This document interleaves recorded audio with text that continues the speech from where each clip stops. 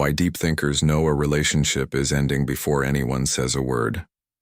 There is a moment at a kitchen table, 2 cups, both still warm. The other person is talking about something ordinary, a delivery that arrived late, a colleague who said something strange in a meeting, and you are nodding and you are answering in the right places. And somewhere underneath all of that, you go very quiet in a way that has nothing to do with the conversation. Nothing has happened. Nobody raised a voice. Nobody has been unkind. The words coming across the table are the same words that came across it last month, arranged in the same order, delivered in what any recording device would confirm is the same tone. And still, something in you has already stood up and started putting on its coat. You do not say anything. You finish the coffee. You put the cup in the sink, and you run the water over it longer than the cup requires. And for the next 3 weeks, or the next 3 months, or the next year and a half, you carry a piece of knowledge you cannot justify to anyone, including yourself, because there is no evidence for it. There was no fight. There was no betrayal. There was no cooling of affection that could be pointed to on a calendar. There was a delivery that arrived late, and a colleague who said something strange, and somehow you know, with a certainty that frightens you, that this is over. Most people would call that anxiety. They would say you are catastrophizing, that you have an insecure attachment style, that you push people away before they can leave you, that you are inventing an ending in advance so that you can be the one holding the timeline. Some of that language will be handed to you gently by people who love you and are trying to help.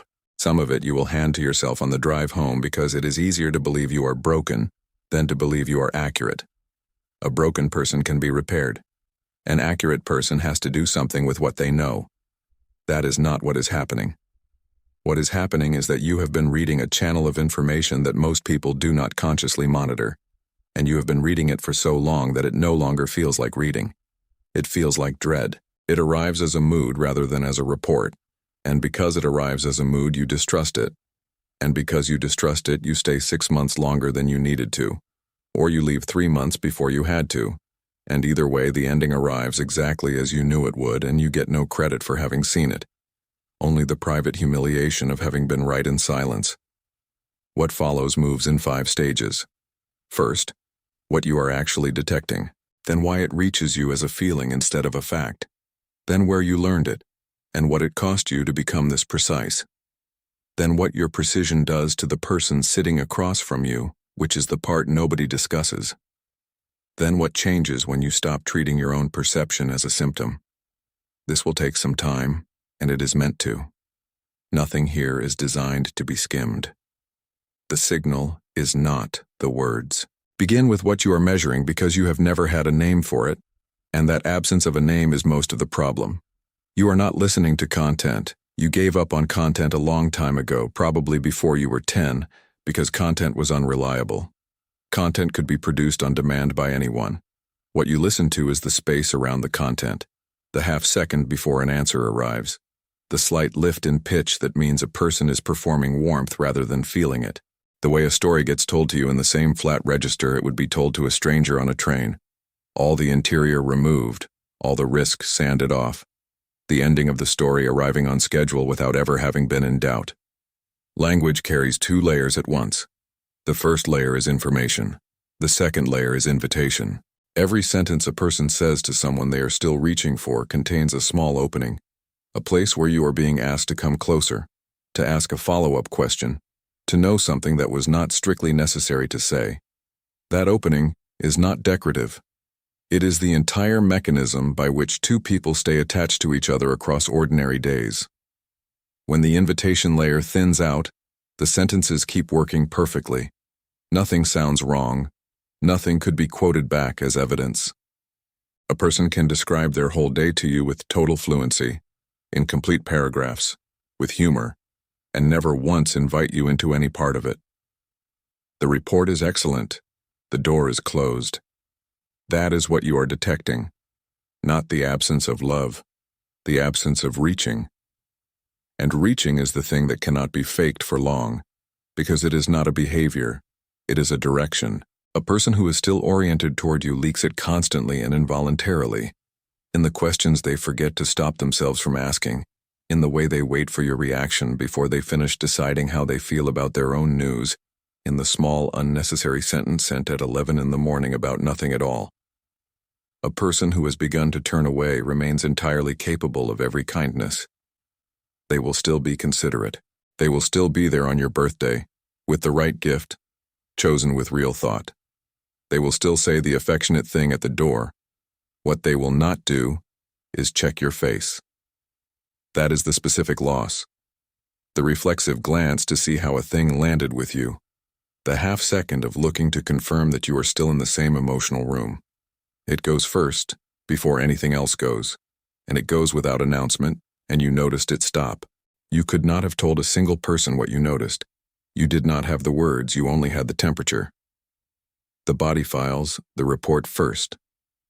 Consider how the information actually reaches you, because this is where you learn to doubt yourself, and the doubt was structural rather than chosen. The recognition does not arrive as a sentence. It arrives as a change in the body. Your shoulders find a position they did not hold last year. You start sleeping slightly worse on the nights you spend together and slightly better on the nights you spend alone. And you notice the pattern, and you decide the pattern means nothing, and you file it under work stress, or the weather, or getting older. Your appetite shifts. You begin to feel a small unexplained relief when plans get canceled, and then you feel guilty about the relief, and the guilt buries the data. This happens because pattern recognition of this kind operates below the level where language lives. Your nervous system compares the current configuration of another person against thousands of stored samples of that same person, gathered over years, at a resolution no conscious process could manage. When the comparison fails, it does not produce a report with citations. It produces alarm. Alarm has no vocabulary. It has posture, breath, appetite, sleep, and a low continuous hum of something that feels exactly like fear, and is actually just information with nowhere to go. So you receive the answer without the reasoning. You receive a conclusion stripped of every element that would let you defend it to another human being. And you are a person who requires reasoning. You have organized an entire identity around thinking things through, around not being the kind of person who believes things without support. So your own body hands you a verdict, and you throw it out for lack of evidence, and you go on being kind and present and quietly unwell. That is the trap, and it is worth stating precisely. The problem is not that you feel too much. The problem is that you feel accurately and cannot show your work. There is a second cost hidden in this.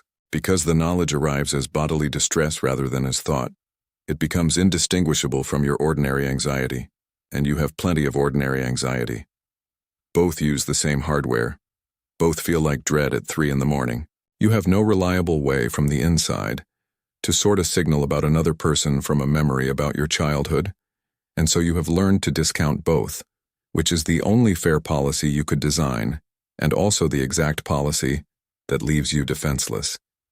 You have been treating a measuring instrument as a malfunction for most of your adult life. What made you this accurate? Stay with where this skill came from, because it did not come from nowhere, and it did not come from books. Precision of this kind is built in rooms where the words could not be trusted, a house where the sentences said one thing and the atmosphere said another, a parent who was fine, who was always fine, who said the word fine in a voice that made the whole hallway go cold. Perhaps nobody in that house ever hit anyone. Perhaps nothing happened that would appear in any record. What happened was that the official version of reality and the actual version of reality diverged daily, and you were required to function inside both. You were small, and you had no power to change anything, so you did the only thing available to a person in that position. You learned to forecast.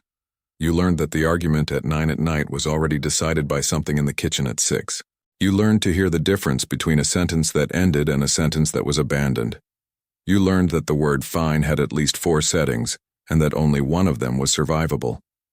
You learned which silences would pass on their own, and which silences were the leading edge of something, and you learned all of this the way children learn a first language, without instruction, by total immersion under high stakes. Nobody thanked you for it. Nobody knew it was happening. It was not a talent you displayed at dinner. It was infrastructure you built in the dark so that you would never be surprised again. because being surprised in that house was the worst thing that could happen to you. Surprise meant the floor was gone. Forecasting was how you kept a floor. And infrastructure does not get dismantled when the house is sold. You are 35 or 45 years old in a good apartment, with a person who has never once frightened you. And the equipment is still running, still scanning, still calibrated to detect a threat that ended decades ago. It never received the update. Nobody sent one. It simply kept working.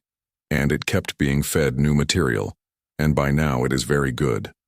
That is the part that resists comfort. You cannot dismiss the reading as a childhood artifact, because it is not merely an artifact. It is a childhood artifact that happens to be correct most of the time. The skill was built for the wrong reasons in the wrong century of your life, and it still works.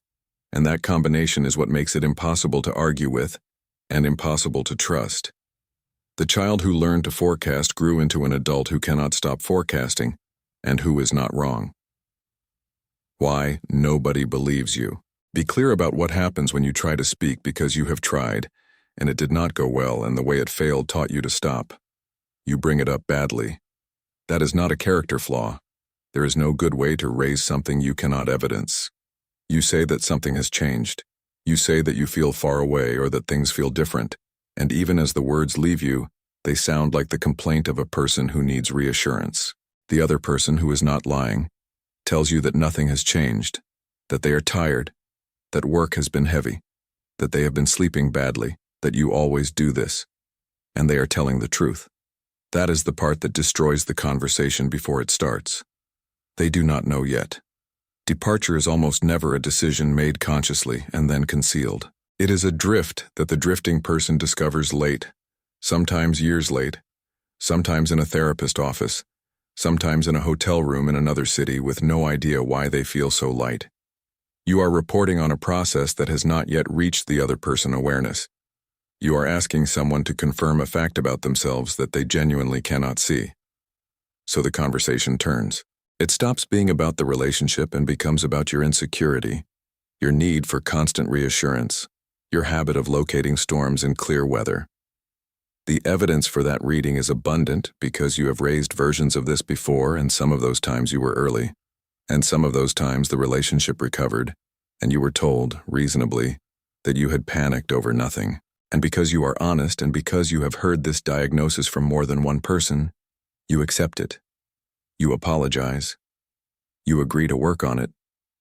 You may even feel relieved for a few days because being the problem is less frightening than being right. You have just been talked out of a true perception by a sincere person.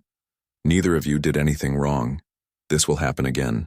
Each time it happens, the equipment remains accurate, and your permission to consult it drops another notch.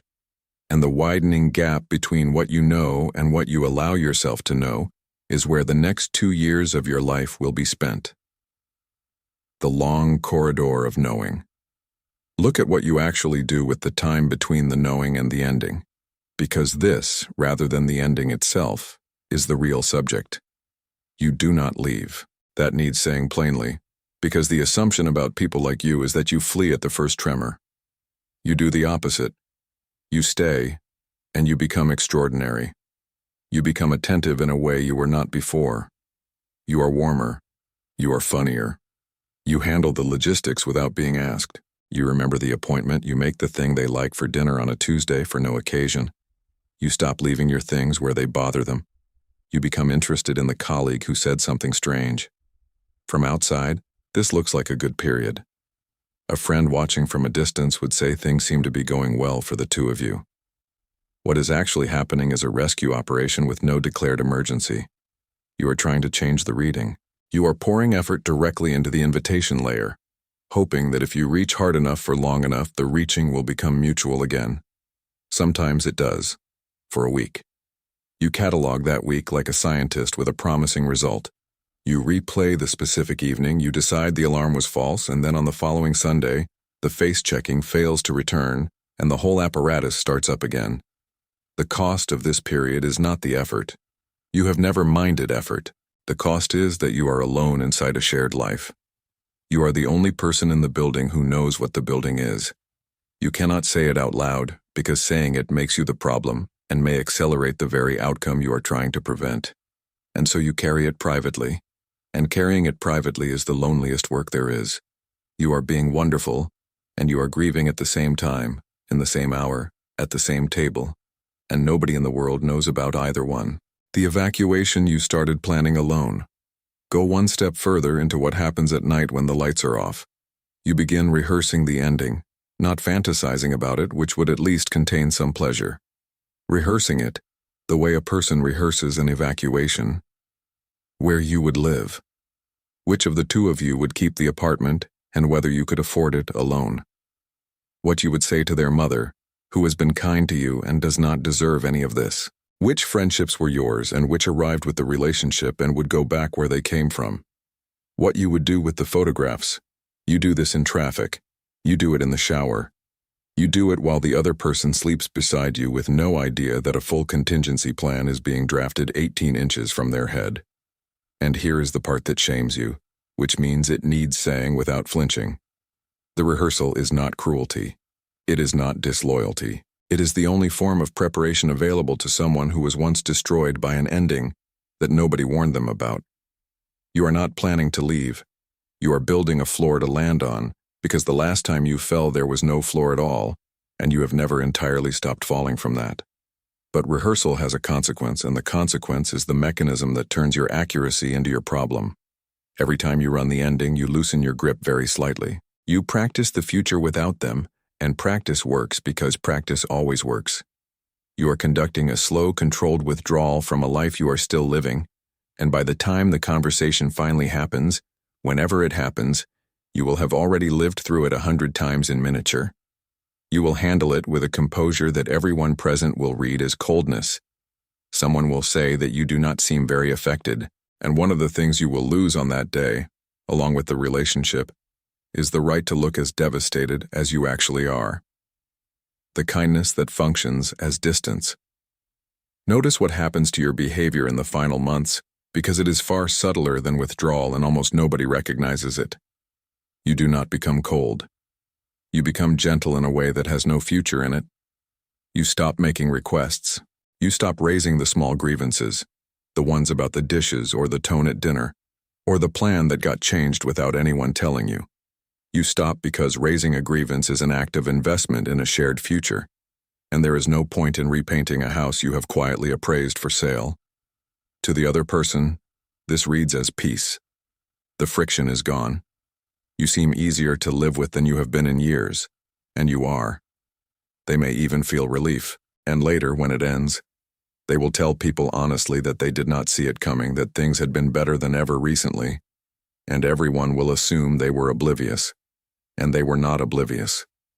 They were reading the surface correctly. The surface had improved. Smoothness was the symptom. Conflict requires the belief that the relationship will still exist next month, and can therefore be renegotiated. A person who has concluded there is no next month stops negotiating and starts being pleasant. Pleasantness with nothing behind it is the last stage of a relationship, and it is the stage that nobody is trained to detect, because everybody was taught to watch for anger. The absence of complaint is not the absence of a problem. Sometimes it is the sound of someone finishing, and there is a cruelty in it that you did not intend and cannot avoid, which is that the final months are often the happiest months for the other person. They will remember that time fondly. You will remember it as the corridor, the same 8 weeks, stored in 2 incompatible versions.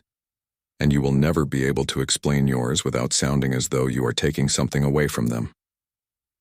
When the reading is wrong, be honest about the failure mode, because a skill that cannot be wrong is not a skill. It is a superstition. The equipment was calibrated in a house where withdrawal always meant danger. It was never calibrated for withdrawal that means grief, or depression, or a parent receiving a diagnosis, or the particular flatness that arrives in the 3rd month of insomnia, or in the 2nd year of a job that has quietly hollowed someone out, or in the months after a person turns 40 and privately stops recognizing their own life. Reaching stops for many reasons. Departure is only one of them. So you will sometimes read a person who has gone quiet because they are drowning, and you will conclude that they are leaving. You will begin the rescue operation, and then the rehearsal. And your rehearsal will introduce exactly the distance you were reading, and the relationship will end, and the ending will confirm your accuracy in a way that was never a fair test. This is the one legitimate criticism of you, and it is almost never the criticism you actually receive. You are not paranoid. You are occasionally early, and being early can manufacture the outcome you were braced for. The distinguishing question is not whether the other person has withdrawn. You already know they have withdrawn, and you are almost certainly right about that. The question is what happens when you move toward them. Grief accepts contact and cannot return it. Departure declines contact politely. A person who is drowning will let you sit beside them in silence and will be glad you are there, and will have nothing to give back. And if you stay, something in the room will soften, even though nothing is said. A person who is leaving will reorganize the evening so that the silence never has to happen. They will find a reason to be in another room. They will be warm at the doorway and absent everywhere else. That difference has been available to you the entire time. You have simply never been calm enough to look for it, because the alarm always arrived before the question could be asked. The cost to the other person. Sit with what your accuracy does to someone who does not possess it, because this is the paragraph you have been avoiding for years. They are living inside a relationship where one participant holds significantly more information than the other, and they can feel the asymmetry without being able to name it. They know something is being withheld. They cannot locate it. They ask whether you are all right, and you say yes, and you are not exactly lying, because what is wrong is not an event that has happened, and so they are left with the persistent sense that they are failing a test whose contents were never disclosed to them. Some of them respond by trying harder in the wrong direction, working on the wrong problem, buying the wrong flowers. Some of them become defensive, because being silently suspected of leaving when you have not decided to leave feels like an accusation, and people fight accusations even when nobody has spoken one. And some of them do eventually go, and they will never know whether they left because the relationship was finished, or because they spent 2 years being quietly appraised by someone who had already drafted the plan. That is the hardest thing in this. Your perception is real, and your silence about it is not neutral. You have been treating your knowledge as a private burden, a form of protection, an act of restraint.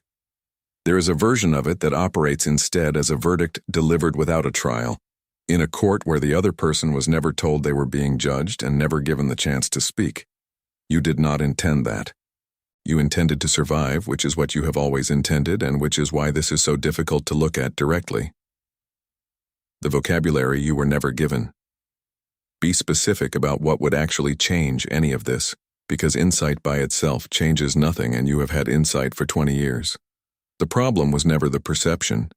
It was that the perception arrived without language, and so it could only be expressed as an accusation or concealed as dread. Those were the two available options, and you have used both, and both fail. The accusation sounds like this. You are pulling away. This is ending. You do not love me the way you used to.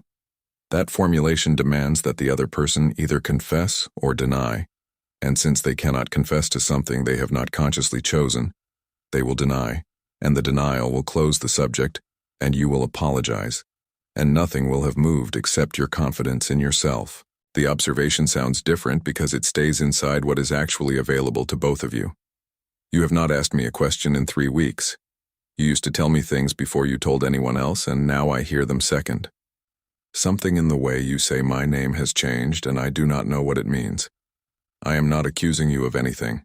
That final clause is the whole technique, naming the data while explicitly refusing the verdict. It leaves the other person somewhere they can stand.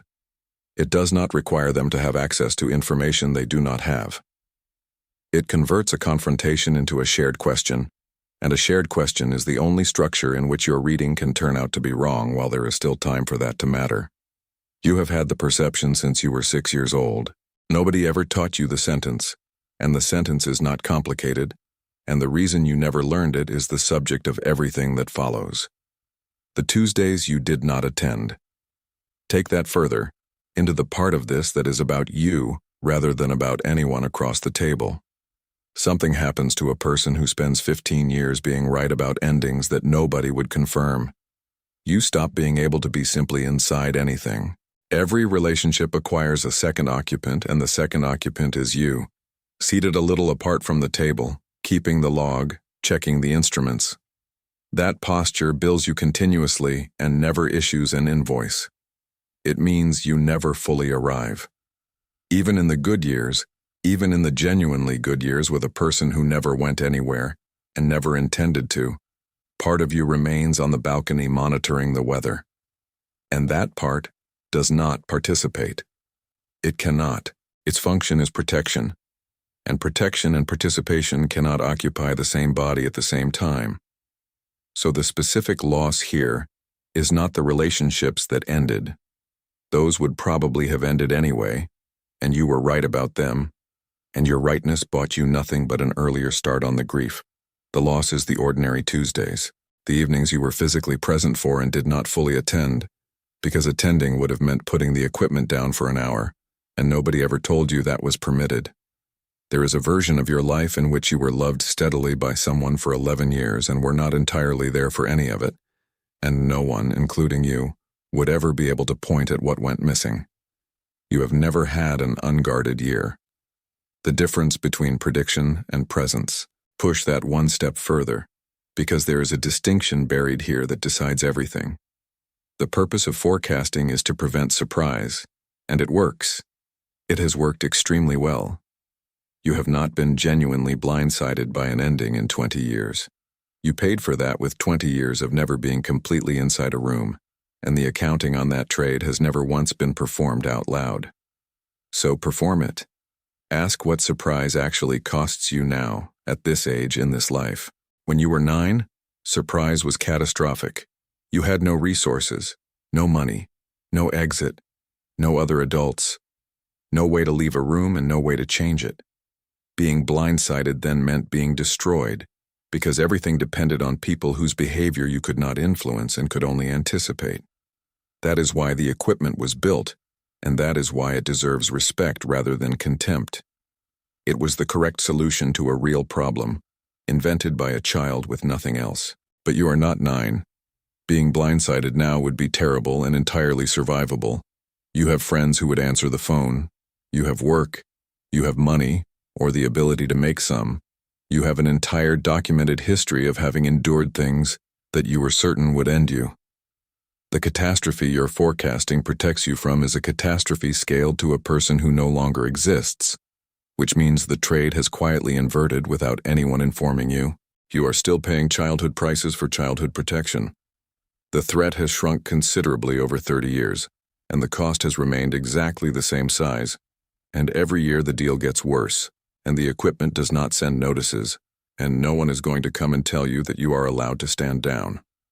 Letting the reading be provisional. Be clear about what changing this looks like in practice, because it is not what you would expect and it is not what you have been advised. It is not learning to trust people. That advice has always been useless to you and you were right to reject it, because distrust is not your condition.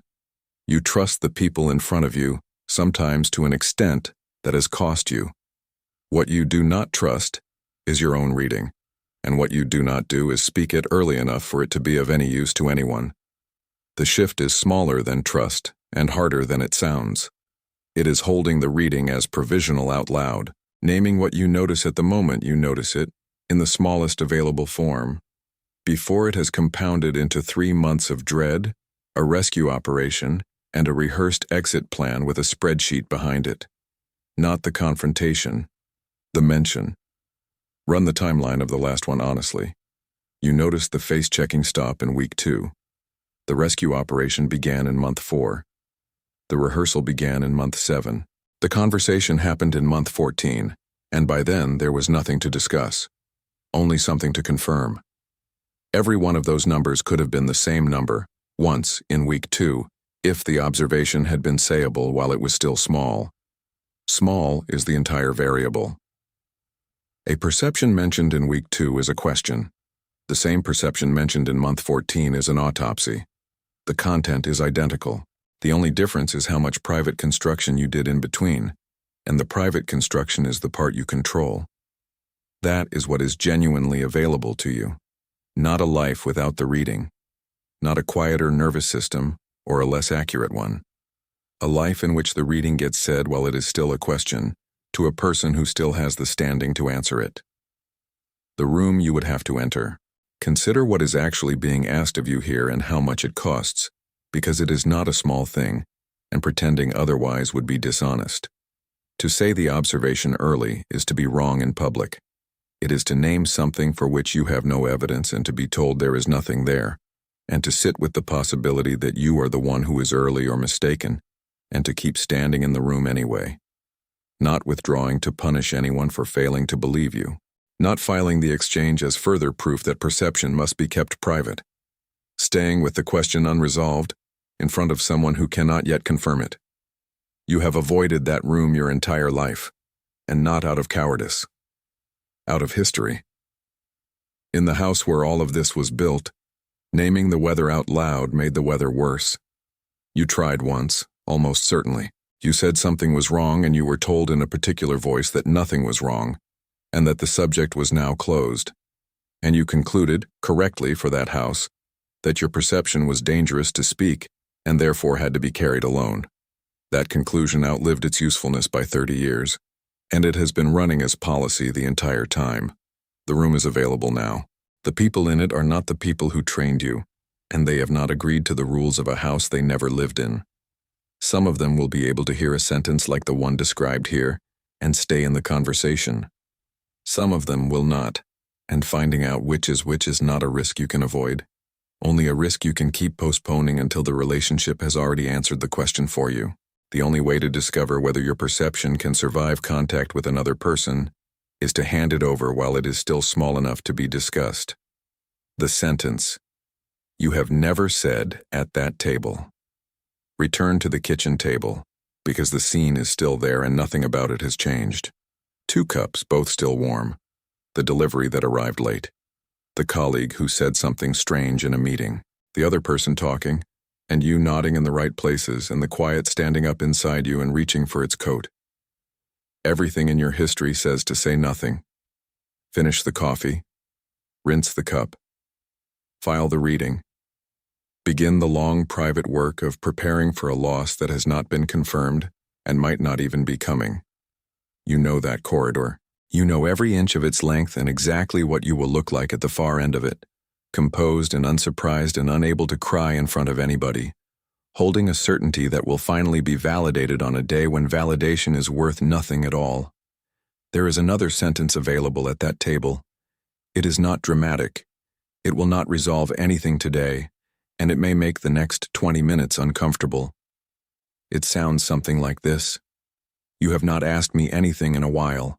I do not know what that means. I am telling you because I do not want to know it alone. Say it while the cups are still warm. That is the entire difference. Not being wrong less often, and not needing the equipment less, and not becoming a person who feels nothing when the temperature drops. Simply being someone who says what they notice at the moment they notice it, and who therefore gets to be inside the room rather than on the balcony, watching the weather come in over a life they never quite entered. You have spent your whole life knowing things early and saying them late.